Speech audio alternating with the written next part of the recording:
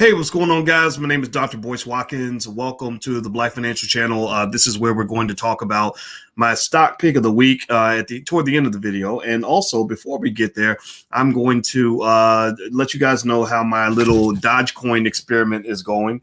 And also, we'll talk a little bit about some of the things that are going on with the economy, as well as things to look out for investors in terms of what's going to happen with the stock market. So get comfortable, buckle up your seatbelt. We're going to get started on the Black Financial Channel right now.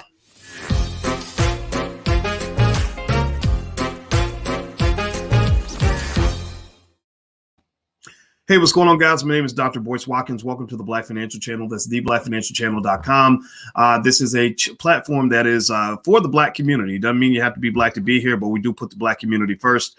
We believe in solving our own problems. We believe in building our own community. And if you agree with me, put the calling card in the chat. The hashtag is B1, hashtag B, and the number 1, hashtag B1. No space between the B and the 1, because there's no time for us to waste when it comes to building our community. So put a hashtag B1 if you agree with that philosophy, that Black people are the greatest, that we are number 1, and also that we need to solve our own problems before we solve the world's problems. And we have the ability to get our own reparations, not wait for somebody else. All right, so here's the deal. This week is an interesting week in the stock market. Basically, you've got a really, really great economy. The dividend yield that was causing a lot of the problems that happened earlier last week. That's not the dividend yield. I'm sorry. The 10-year treasury yield has not been an issue. That has not been a problem hardly at all. Inflation fears have subsided, at least temporarily. And what's really going on is that in almost all the indicators, you're seeing a stock market that's just blowing the roof off of everything. That's literally just kind of doing everything right. And so this week there's a lot of opportunity out there, a lot of gold buried out there. And I read an article not too long ago from Barron's, I believe, that was saying that Black people basically have embraced investing as a type of reparations, if you will. It's not the reparations, of course, right? The real reparations, or that the government reparations, needs to come along as well.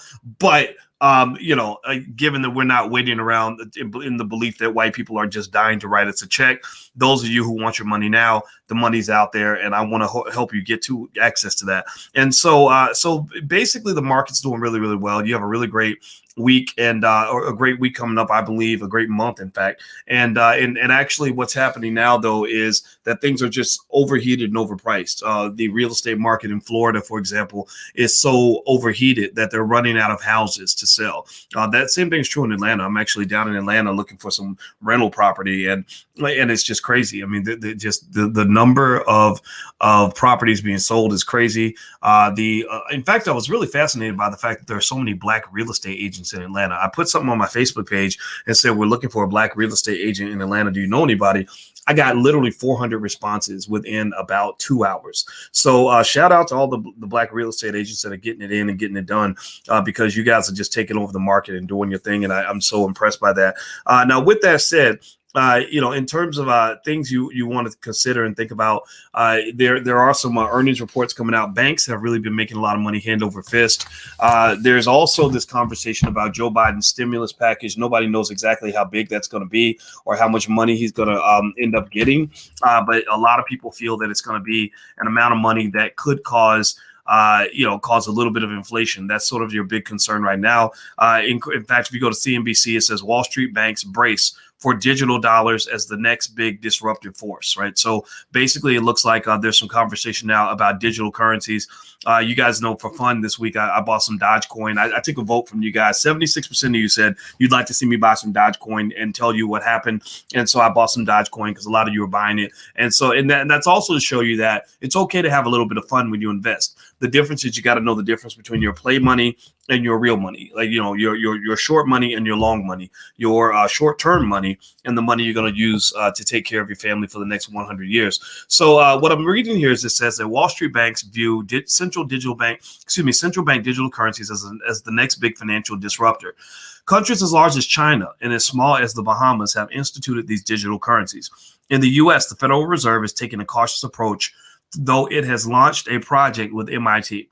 So when the Federal Reserve gets with MIT and they say they're going to launch a digital currency, you better know it's going to happen. And so that's really going to be big. It's not going to be a tiny thing. It's going to be something where basically I think the Fed and government officials are seeing how much money is being made, just almost like created out of the sky, where someone could create something like Dogecoin, which is literally created as a joke. It was created to not even be real. And it's actually becoming a real currency. I mean, people are actually using Dogecoin to buy things and stuff like that. And so that's pretty interesting in terms of what's going on right now. And also, I think that as the Biden stimulus package starts to shape up and they find out what it's really going to cost, I think that's what's going to actually move the market quite a bit. Now, do me a favor, take 1 second. I want to tell you guys my stock pick of the week and the stock that I think is going to do well. Do me a favor, hit the thumbs up button right now. If these conversations are helpful to you, please right now subscribe to whatever platform you're on. It's very important. We're building Black-owned media, so we need you right now to subscribe and hit the thumbs up button. Everybody take 1 second to do that. And also, I want to remind you guys that we have the Black Stock Market Challenge. So if you want a free way to go ahead and learn a little bit more about investing and get challenged a little bit to improve your habits, feel free to go to the blackstockmarketchallenge.com. The URL is right there on the screen. And anyway, so what is my stock for this week? Let's get to it. The stock that I like for this week is a company called B2Gold. B2Gold is a mining company out of Canada. And the reason I like B2Gold is not because I think mining is an especially great industry. It's not because I think that this company is necessarily better operationally than other companies. It's because the stock appears to be underpriced. A lot of analysts seem to feel that B2Gold is going to blow the socks off its next earnings announcement, which is expected to be around May 4th. So B2Gold, the ticker symbol is BTG. B2Gold is the stock that I like for this week. I bought how many? I think I got a couple thousand shares of it or something like that. It's not that expensive. I want to say maybe it's $5 a share, $4.95 or something like that. Let me see. Let me look it up. BTG stock. Let me see here. Hit the thumbs up button. Please hit the thumbs up button if you haven't done it. Yeah, BTG stock is about $4.96.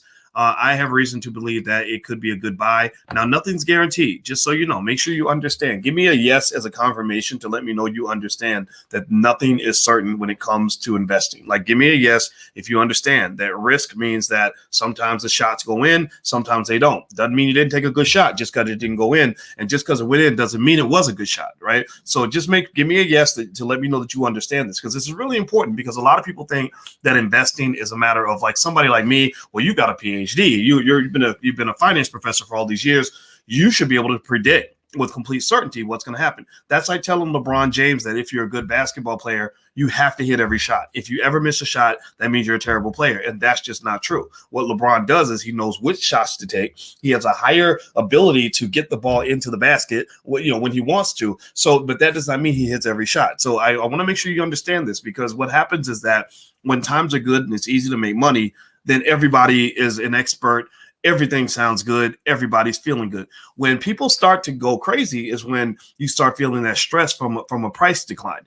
In fact, Bernie Madoff, the guy who just died, who ran one of the biggest Ponzi schemes in history, what unveiled his whole scheme, which was terrible, was when the market dipped. When the market was doing well, people weren't asking questions. It wasn't a big deal. It's like, you get a drink. Nobody's like, what's in this drink? Or they take a puff of something. They're not asking what's in it.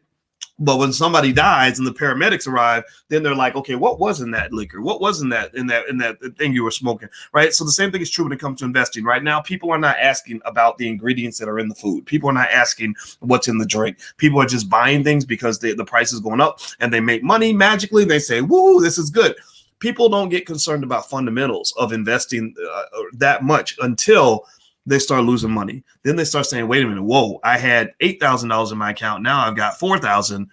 I lost $4,000, right? And that's why also with investing, psychology is extremely important, because because if you get caught up in this idea that somehow because my assets went down in value, I lost money today, you're going to drive yourself insane. You really are. And the thing that I'm not telling you how to view it or whatever, but I will tell you that there's a big difference between a realized loss and an unrealized loss. If you show me something that was worth $10,000 on Monday and is worth $9,000 on Tuesday, I'm not going to run around saying, oh my God, I lost $1,000 today. I'm going to say, oh, okay, the price changed.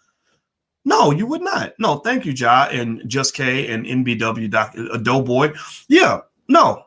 But what if I said this car, you can get it for $5,000? Would that change your answer? Give me a yes or no. How many of you will buy that car? Let's say it's brand new, no engine problems, a full warranty. You can bring it back if you have any problems, and it's going the nicest car in your hood, and but it's only going to cost you $5,000. How many of you would at least consider it then? Given that, let's say you need a car, right? We got to get transportation, right? I know cars are not a great investment. We know that, right? But I'm not talking about it as a financial asset. I'm talking about just something where you can just feel good. Because I like a nice car. I don't ride no hoopty. You work too hard to ride no hoopty. Just take care of your business first, then get you whatever you want. Right, there you go. So the point I'm making here is that every financial asset has to be put into context. Every single investment you ever make must be put into the context. What is the price relative to the value? So when I say a stock is a good pick, I'm not always saying like, oh, it's a better company than other companies. No, I'm not saying that. I'm saying, wait a minute. When the analysts do all the math, they've concluded that this stock is worth this much money, but it's selling for this much. That means that company is on sale. There's a discount, right? And now for things like Dogecoin, Eric, the problem with the Dogecoin is that you can't figure out what the fundamental value of a Dogecoin is because Dogecoins are crap. But then maybe they're not crap because people are making money from it. But people make money from Ponzi schemes. Bernie Madoff had the largest Ponzi scheme in American history, but a lot of people got paid off that. Do you know that when they were paying off the victims, they had to go after people who made millions of dollars from Bernie? And they're like, wait, we don't have to give our money back. We're not mad at him because we made money. The problem is that you had people that lost money. So the same thing is true with Dogecoin. A lot of people are going to make money from Dogecoin, and I can't knock that. I want you to make all the money in the world, but some of y'all going to get body slammed. Some of y'all going to buy in, and when Dogecoin hits the peak, it's going to maybe hit 88 cents. And people are going to say, oh, it's going to go to $1. It's going to go to $1. So people come in buying up thousands of shares at 88 cents, and that might be the end of the Dogecoin fad. The fad may disappear right before your very eyes. Again, like a game of musical chairs, you never know when the music is going to stop. People think they know, but they never know. So there you go. So if you don't know, now you know. So hit the thumbs up button, share, subscribe button. Don't forget that tomorrow we have stock market investing class. You get to ask me questions. You can send your questions in advance. You also get full access to everything that I'm buying, all the stocks. Literally, I've got weeks and weeks and weeks of stacks of just all these different assets that I've looked at and chosen to add to my portfolio. But then on top of that, you got a great curriculum, and you can even get lifetime access. So feel free to go to theblackstockmarketprogram.com. You can try it out for a month for free if you want to. It's totally up to you. That's where we all meet. That's where we do our thing. And I'm also doing a special lecture this week on Thursday, and it's going to be on financial decision making. And so if you want to learn more about that, if you're in the Black Stock Market program, you get free access to that. So there you go. That's it. I'm done talking. I'm going to be up tonight on my Twitch channel, maybe playing some Call of Duty or whatever. I won't have a lot of time to talk about stocks on that situation because I'm going to be playing with my homeboys. But if you're into gaming, I'm in the process of hanging out with all the brothers and sisters that like to hang out and just do fun stuff on Xbox. So you can actually follow me on Xbox at Bo Watkin. And in addition to that, there's my Twitch channel. So that's the Stocks and Gaming channel. So if that's your thing, if you're into that kind of stuff, feel free to follow us on Twitch. All right, guys, I'm out of here. Have a good day. Hit the thumbs up, share, subscribe button before you go. Make sure you subscribe to whatever platform you're on. And I will see you guys soon. Take care. Be good. Peace.